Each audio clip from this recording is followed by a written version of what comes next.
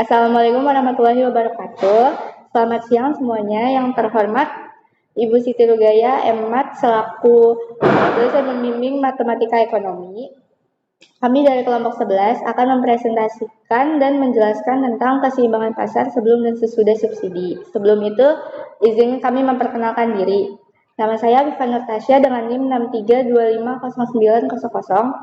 Nama saya Nimolida Idya dengan NIM 63250846. Nama saya Markus Iwan Rokpahan dengan NIM 63250932. Nama saya Abdul Aziz dengan NIM 63251295. Saya akan menjelaskan tentang definisi fungsi linear dalam ekonomi. Pengertian fungsi linear merupakan salah satu jenis fungsi yang paling dasar dan banyak digunakan. Biasanya fungsi ini memiliki ciri yaitu variabelnya berpangkat 1. Rumus umum fungsi ini adalah Y sama dengan A tambah B X. Dengannya Y sama dengan variabel terikat, X sama dengan variabel bebas, A sama dengan konstantan, B sama dengan koefisien kemiringan.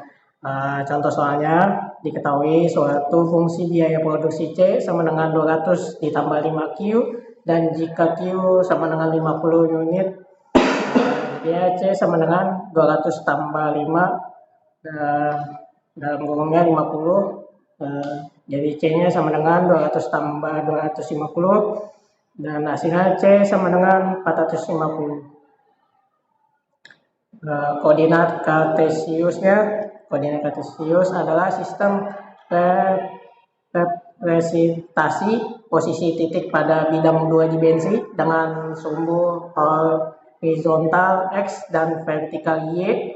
Dalam ilmu ekonomi, grafik permintaan dan penawaran digambarkan pada sistem Kartesius. Sumbu X sama dengan kuantitas Q, sumbu Y sama dengan harga P. Contoh misal data sebagai berikut. Ini ada tabelnya. Titik koordinatnya menjadi tabel 1 0,60, tabel 2 10,40, tabel 3 20,20. Ini persamaan garis melalui 2 titik sebarang. Persamaan garis dapat ditentukan apabila diketahui 2 titik berbeda pada bidang koordinat Kartesius.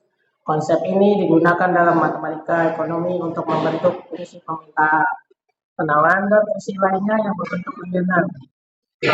Hubungan 2 variabel yang berubah secara tetap disebut fungsi linear, dan grafiknya selalu berupa garis lurus.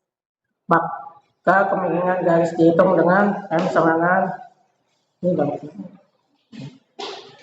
X1 ditambah X2 per 2, Y1 ditambah Y2 per 2. Setelah kemiringan diperoleh, persamaan garis dapat disusun dengan rumus Y dikurangi 1 sama dengan M dalam kurung X dikurang X1.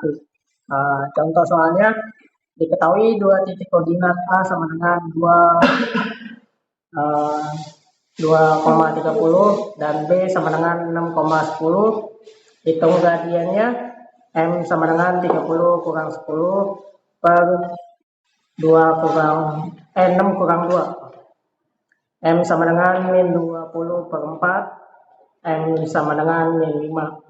Substitusikan ke dalam persamaan, yaitu Y min apa kurang? Min 30 sama dengan min 5 dalam kurung X min 2. Min 2 apa kurang? Min 2. Y min 30 sama dengan min 5X tambah 10, dan sehingga Y sama dengan min 5X tambah 40. Sehingga fungsi linear yang melalui 2 titik tersebut adalah Y sama dengan min 5X tambah 40. Saya akan melanjutkan. Saya akan membahas konsep dasar fungsi permintaan dan penawaran. Yang pertama, fungsi permintaan. Permintaan adalah jumlah barang atau jasa yang ingin dan mampu dibeli konsumen pada berbagai tingkat harga. Secara matematis, permintaan menunjukkan hubungan negatif antara harga dan jumlah barang yang diminta. Semakin tinggi harga, semakin rendah jumlah barang yang diminta, dan sebaliknya. Bentuk umum fungsi permintaan adalah QD sama dengan A kurang BP, dengan QD jumlah barang atau jasa yang diminta, B harga barang, A konstanta, B koefisien. Yang kedua, fungsi penawaran. Penawaran adalah jumlah barang atau jasa yang diinginkan dan mampu dijual produsen pada berbagai tingkat harga secara sistematis. Penawaran menunjukkan hubungan positif antara harga dan jumlah barang yang ditawarkan. Semakin tinggi harga, semakin tinggi pula jumlah barang yang ditawarkan. Dan sebaliknya. Bentuk umum fungsi penawaran. QS sama dengan C tambah DP. Dengan QS adalah jumlah barang atau jasa yang ditawarkan. B harga barang. C konstanta. D koefisien. Menentukan titik potong. Titik potong kurva permintaan dan penawaran menentukan keseimbangan pasar. Jika PD sama dengan A kurang BQ dan PS sama dengan C dikurang BQ, lalu substitusikan dan Q ke salah satu fungsi untuk mendapatkan harga. PD sama dengan 60 dikurang 2Q, PS sama dengan 20 ditambah Q. Cari keseimbangannya. 60 kurang 2Q sama dengan 20 ditambah Q. 60 dikurang 20 sama dengan 3Q. Q sama dengan 40 per 3. Dapat dihasilkan Q sama dengan 13,33. Substitusikan ke salah satu fungsi. P sama dengan 60 dikurang 3 dikali 13,33. Dapat hasil P sama dengan 33,44. Jadi keseimbangan pasar terjadi pada Q sama dengan 13,33 unit dan harga P sama dengan 33,44. Keseimbangan pasar dan subsidi. Yang pertama, keseimbangan pasar atau market equilibrium. Keseimbangan pasar adalah konfigurasi harga dan kuantitas di mana kuantitas yang diminta oleh pembeli dibanding dengan kuantitas yang ditawarkan oleh penjual. Ini adalah titik pertemuan kurva permintaan dan penawaran yang menghilangkan insentif bagi produsen dan konsumen untuk mengubah perilaku konsumen atau produksi mereka, menandakan stabilitas pasar. Rumus matematis adalah keseimbangan terjadi ketika QD sama dengan QS atau PD sama dengan PS. Kedua, pengaruh subsidi. Subsidi adalah bantuan finansial yang diberikan oleh pemerintah kepada produsen atau konsumen. Tujuan utama adalah untuk menurunkan harga jual barang atau jasa di pasar atau meningkatkan volume produksi oleh produsen domestik. Dampak pada kurva penawaran adalah subsidi secara efektif menurunkan biaya produksi yang ditanggung produsen. Hal ini mendorong produsen untuk menawarkan kuantitas yang lebih besar pada setiap tingkat harga. Fungsi penawaran dengan subsidi adalah subsidi dimodelkan sebagai penambahan harga efektif yang diterima produsen. Jika fungsi awal QS sama dengan C ditambah DP, maka fungsi baru menjadi QS aksen sama dengan T ditambah D dikali P tambah S. Di sini ada soal kasusnya yang diketahui itu fungsi permintaan yakni PD sama dengan PD itu 80 dikurang 2Q dalam ribuan rupiah. Fungsi penawaran QS itu sama dengan 4P dikurang 100 berdasarkan subsidi per unitnya itu 5.000 atau S sama dengan 5. Yang ditanyakannya itu adalah harga yakni P dan jumlah yakni Q, keseimbangan sebelum dan sesudah subsidi. Kedua, titik titik potong sumbu kurva dan gambar grafiknya, subsidi per unit yang ditanggung konsumen dan produsen, subsidi yang ditanggung konsumen dan produsen, total subsidi yang diterima pemerintah. Yang ini fungsi awalnya, PD sama dengan 80 dikurang 2Q, QS sama dengan 4P dikurang 100. Langkah yang pertama yaitu adalah ubah QS ke dalam bentuk PS, yaitu QS sama dengan 4P dikurang 100. Di sini diubah ruas, QS menjadi plus 100 sama dengan 4P. PS-nya sama dengan Q tambah 100 dibagi 4. Langkah kedua, samakan PD sama dengan PS. Permintaan PD sama dengan 80 dikurang 2Q. Penawaran PS sama dengan Q ditambah 100 bagi 4. Ini 80 dikurang 2Q sama dengan Q tambah 100 per 4. 4 di dalam kurung 80 dikurang 2Q sama dengan Q ditambah 100. Hasilnya 320 dikurang 8Q sama dengan Q tambah 100. 320 dikurang 100 sama dengan Q tambah 8Q. Jadi hasilnya 200 sama dengan 9Q. Dipindah ruas, Q sama dengan 220 dibagi 9 sama dengan 224,44 unit. Langkah ketiga adalah hitung P1, subsidi Q1 ke PD. P1-nya sama dengan 80 dikurang 2Q1 sama dengan 80 dikurang 22 kali 24,44 sama dengan 80 dikurang 48,88. Hasilnya adalah 31,12. Kesimpulannya, keseimbangan sebelum subsidi adalah Q1 sama dengan 24,44 unit dan P1-nya adalah 31,12 yakni Rp31.120. Keseimbangan sesudah subsidi. Langkah 1, tentukan fungsi penawaran baru. Fungsi penawaran lamanya itu QS sama dengan 4P dikurang 100. Fungsi barunya itu Q absen S sama dengan 4 dalam kurung P tambah S dikurang 100. S-nya itu 5. Jadi 4P tambah 20 dikurang 100 yakni 4P dikurang 80. Samakan Q D dengan Q absen S.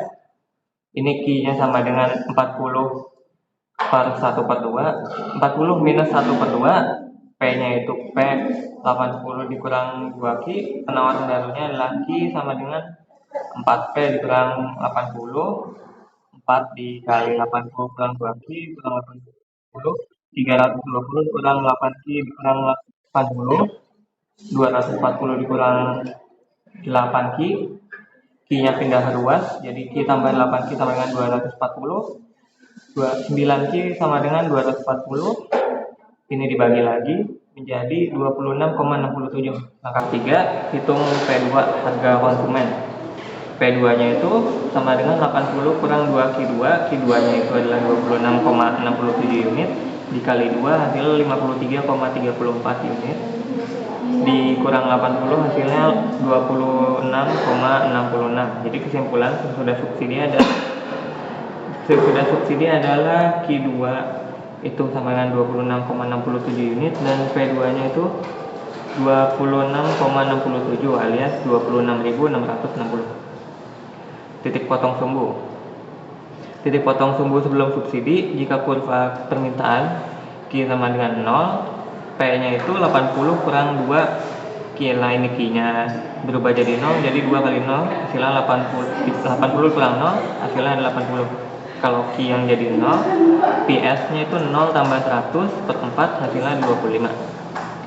Jadi titik potong P sama dengan 80, Q sama dengan 80 sama dengan 0. Titik potongnya yaitu P sama dengan 25, A sama dengan 0. Jika P sama dengan 0, hasilnya adalah 0 sama dengan 80 kurang 2Q. 2Q-nya menjadi positif sama dengan 80.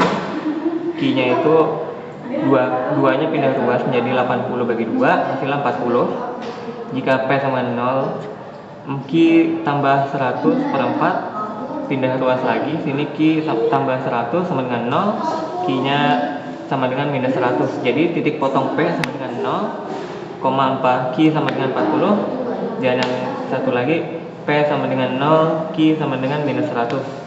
Jadi titik potong setelah subsidi, kurva penawarannya itu adalah Q sama dengan 4 dalam kurung P tambah 5 dikurang 100, diubah ke bentuk P. Jadi Q sama dengan 4P tambah 20 dikurang 100, Q sama dengan 4P dikurang 80, P-nya itu 8 tambah 4 tambah 80 per 4. Disubstitusikan, jika Q sama dengan 0, P-nya itu sama dengan 0 tambah 80 per 4, hasilnya 80 bagi 4 jadi 20, jadi titik potongnya adalah P20 sama dengan Q sama dengan 0. Jika P-nya 0, Q sama dengan 4 dalam kurung 0 tambah 5 dikurang 100, Q-nya 20 min 100 dikurang 100, hasilnya adalah minus 80. Jadi titik potongnya adalah P sama dengan 0, Q sama dengan min 80. Ini kurva permintaannya itu tetap sama, yaitu titik potongnya P sama dengan 80, Q sama dengan 0, dan sebaliknya P sama dengan 0, Q sama dengan 8, Q sama dengan 40. Ini ada kurva permintaannya dan penawaran sebelum dan setelah subsidi. Yang garis biru itu adalah permintaan, garis oranye adalah penawaran, dan garis abu-abu adalah penawaran baru. Selanjutnya itu ada pembagian beban subsidi. Yang pertama, subsidi unit yang ditanggung oleh produsen dan konsumen. Yang konsumen dulu itu SK sama dengan P1 dikurang P2. SK-nya itu P1-nya itu 31,12 dikurang P2-nya 26,66, hasilnya 4,46 atau 4.460 per unit.